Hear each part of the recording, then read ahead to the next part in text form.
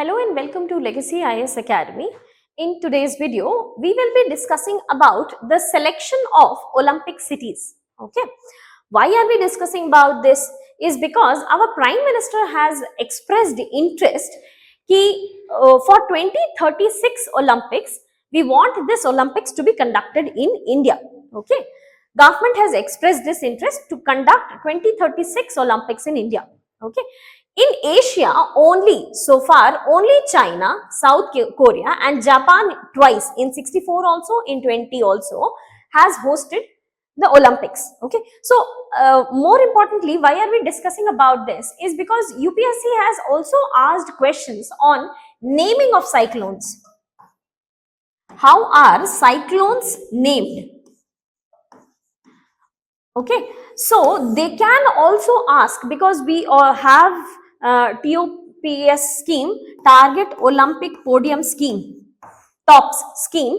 So, because we are targeting to get more and more gold medals in Olympics, and Olympics is gaining importance in India, so conducting or hosting Olympics in India also gains significance. So, that can become a prospective question in exam.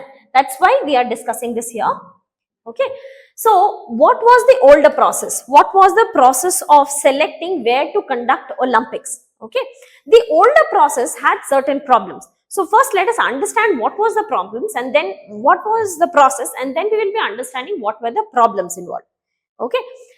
So, the process was let us say this is IOC. Okay, this is International Olympics Committee, IOC. It will circulate expression of interest. Okay, any country who wants to host Olympics, they will have to send expression of interest to IOC. So, let us say 4 countries A, B, C, D have sent their expression of interest to IOC. Okay. So, this EOI shall be followed by questionnaires from IOC. So, once they have sent EOI, IOC will ask them questions. How far are you prepared? Okay. What are your security measures? What will be the accommodation? What are the charges that you are expecting? All the things will be questioned. All the things will be asked from IOC to these countries who have expressed their interest to host Olympics. Okay. Then IOC will come and visit the venues. Okay, venues of A, B, C and D. Okay, and check, scrutinize what are the facilities here, what about the cleaning mechanism, what about hygiene, what about security, what about accommodation, what about facilities, what all will you be providing to the people who are participating in Olympics. Okay, so scrutiny and inspection of all these venues will be conducted by IOC, and after this, the final bids will be calculated. So, let us say A was eliminated after scrutiny and inspection, and D was eliminated in questionnaire terms itself. Okay. So, we are left with only B and C. Amongst B and C, voting will be carried out. Okay. Final bids will be put to vote, and decision must be taken 7 years prior to Olympics. Okay. Now, the problem is once all of this has happened, now B and C both know that we two are competing amongst each other. So, what will B and C start doing? They will start negotiating IOC. If you give me a chance to host, I will provide you with such and such amount of money, such and such amount of facilities. All these things will be free to IOC members in my country. So, they will start, there will be chances of, or there were occurrences of too many corruptions and scandals to change the voting behavior. So, 2015-16 onwards, there were discussions ongoing. We need to change this kind of selection criteria. Okay, we need to change the selection criteria to eliminate corruption. So, in 2019, when Olympics was conducted in Lausanne, from here onwards, we started bringing certain changes. What were they? First one was the change in flexibility.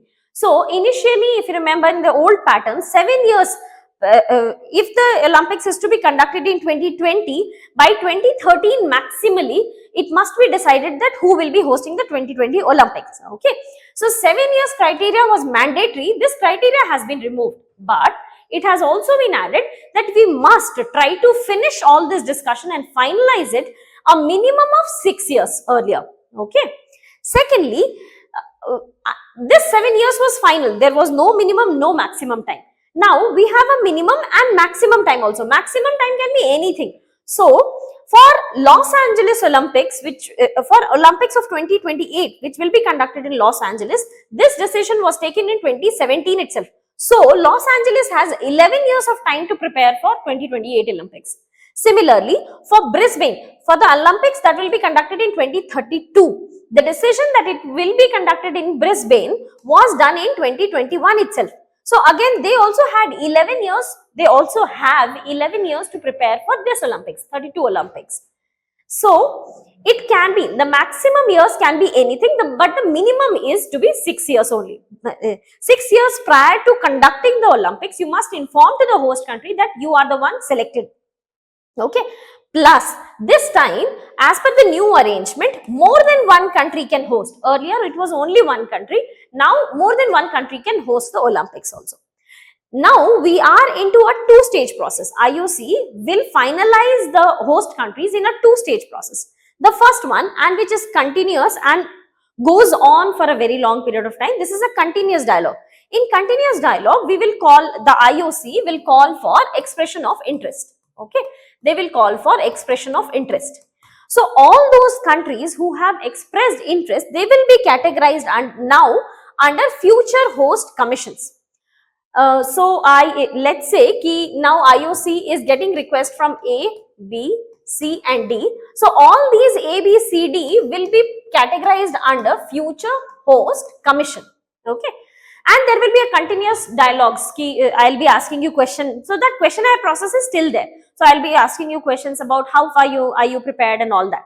By looking at their seriousness, are you genuinely prepared for it, or are you genuinely taking actions for it? What about the hygiene issues? Have you started improving? Have you started working on it? What about the residential facilities of all the athletes? Have you started working on it? Depending upon the seriousness of these four countries, A, B, C, D, they will be categorized under preferred host. So let us say ki here we eliminated A and D, you are not a preferred host. We found that only B and C are serious about it. So we will be calling them as preferred host. So B and C will become the preferred host now. Then we will begin the targeted dialogue with them. So till now we were into a continuous dialogue only. Now we will become call for targeted dialogue to the preferred host. Okay, preferred host. And with them, no time frame is finalized. Matlab ki let us say ki B and C are the preferred host. Now amongst B and C, who will be the target? Who will be the host? This is there is no proper time frame for it. Okay, how much time you should decide whether B is the host or C is the host. This time frame is not decided, but preferably this should not exceed 12 months. So as soon as you have categorized them into a preferred host, preferably within 1 year you should finalize who should be the host. Okay. Now here also there will be questionnaire from IOC to all the preferred hosts that how far are you prepared. I'll come and check, scrutinize, inspect the facilities, the venues and all that. Okay. Plus they must provide guarantees on infrastructure, accommodation, security and all that. And finally this FHC, that is Future Host Commission, FHC, they will send an advisory report. Okay, all the countries who had shown expression of interest, amongst these preferred hosts, they will give their advisory report. Okay, this advisory report will be sent to executive body of IOC. Okay, and then IOC will take the final decision. The executive board of IOC will take the final decision on who shall be the host. Okay, depending upon this process. So, other than India, who all have expressed their interest, in hosting the Olympics of 2036, that we will be discussing. But just one more pointer here to be added. The article was discussing this. What about the sustainability part? IOC will also check for this. Did you check that all your infrastructure is sustainable? Did you ensure that whatever infrastructure you are creating, this is not only for the games part. Post games also it should continue. All these facilities should also be provided. So IOC will also provide for the tech support to the host country. Okay, and host must use the existing or temporary venue, must use the existing. So this reduces, as it has been observed that it reduces the expenses by almost 96% by using the existing venue itself. Okay, or if IOC also says that, let's say you don't have an existing venue, so you will be creating a new venue. If you are creating a new venue, you must have a justification for its long term usage. You must be able to justify that not only today, it will also be used in future days, okay, for construction and irrespective of games. Okay, 2030 onwards, all the hosts must also adhere to the climate positive commitments of IOC. Okay, so that is about the sustainability and reducing the cost involved. So what all other countries have shown expression of interest this time? It is Mexico, Turkey, Indonesia and Poland, and other bidders also include Egypt, Seoul, China, Qatar, Hungary, Italy, Denmark, Canada and Germany. Okay, amongst these countries, others have also hosted, but Mexico has also hosted it earlier in 1968. Egypt will be the first African country, if it gets a chance to do so, it will be the first African country to host the Olympics. Okay, now with that we come to the end of this topic. I wish you all the very best and thank you so much.